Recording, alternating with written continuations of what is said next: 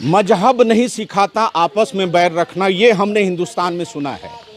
लेकिन इस कोरोना काल में, आपदा काल में मजहब भी सिखाता है शरीर में ऑक्सीजन की कमी से लड़ना। ये मैं आज आपको भागलपुर से बता रहा हूँ। हम दोनों संप्रदाय की बात करेंगे तो एक तरफ नमाजी अगर जिस तरीके से वजू करने के बाद उनका फिजिकल एक्सरसाइज होता है, वहाँ भी उसके कहीं न कहीं शरीर में एक स्टेमिना जागता है।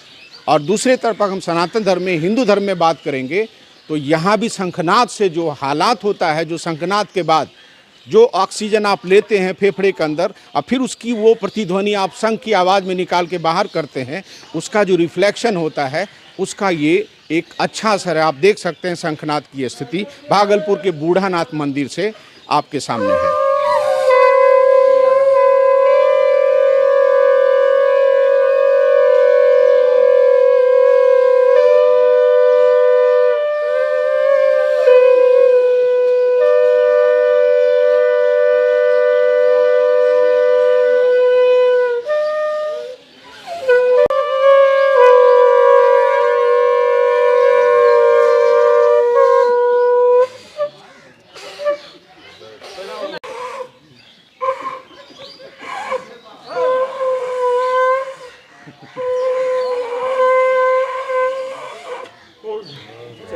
फायदा ये शंख जो बजाते हैं उसमें लंग्स जो है मेरा अपना साफ ऑक्सीजन प्राप्त होता है। जैसे शंख बजाए फिर ऑक्सीजन, ये ऑक्सीजन मिलता है। शरीर में एक बहुत बड़ी ताकत है।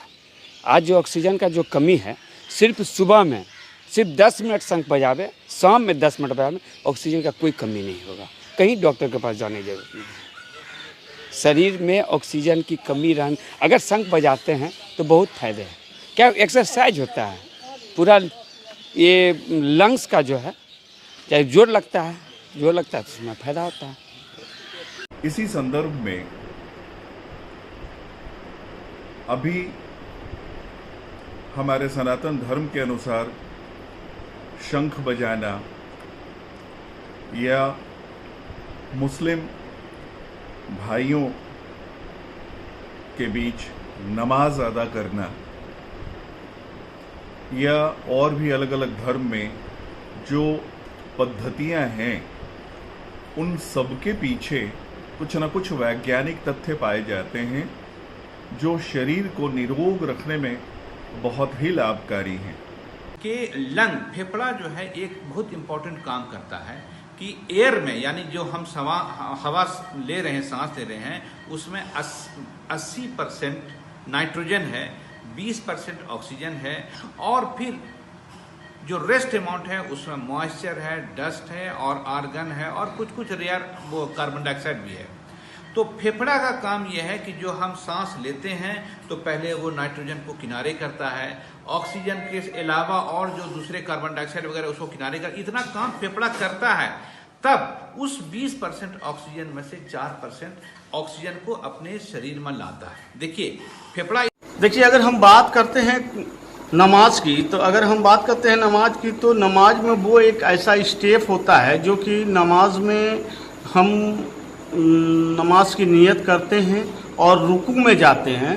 तो रुकू में जब जाते हैं तो हमारा पूरा शरीर कमर के पास से झुक जाता है, जिससे कि अगर ऑक्सीजन लेने में कोई भी अगर परेशानी है तो वो ऑक्सीजन को फ़ायदा पहुंचाता है और उससे दुरुस्त हो जाता है, ऑक्सीजन ज़्यादा लिया जाता है। और कमोबेश अगर हम बात करेंगे कि अगर जो भी व्यक्ति समाज में अच्छी दशा में है, सुधरे हुए हालत में है, कम से कम उनको इस रिवाज जो परंपरा के हिसाब से है, सनातन धर्म के हिसाब से है, उसको अपनाने की ज़रूरत है। अस्पताल में जो भी गए हुए हैं ऑक्सीजन की कमी की वजह से, उनके लिए 2 ही वरदान है, या तो उनको डॉक्टर बचाएंगे या तो उनको भगवान बचाएंगे। ऊपर वाले की दुआ से उनकी मौत नहीं होगी। लेकिन अगर आप सकुशल समाज में हैं और जिस भी धर्म संप्रदाय से हैं, मैं हिंदू की बात करूंगा, तो यहाँ आप शंखनाद देखें, उसका जो असर है वो आपके शरीर पे होगा। इतना तो कम से कम ज़रूर है कि आपको हार्ट का प्रॉब्लम नहीं होगा, आपके शरीर में ऑक्सीजन की मात्रा की कमी नहीं होगी। इसलिए अगर हम ये कहें कि मजहब नहीं सिखाता आपस में बैर रखना, बल्कि इस आपदा काल में मजहब ही सिखाता है शरीर में ऑक्सीजन की कमी से लड़ना। सहारा समय के लिए भागलपुर से अनुज कुमार शिवलोचन।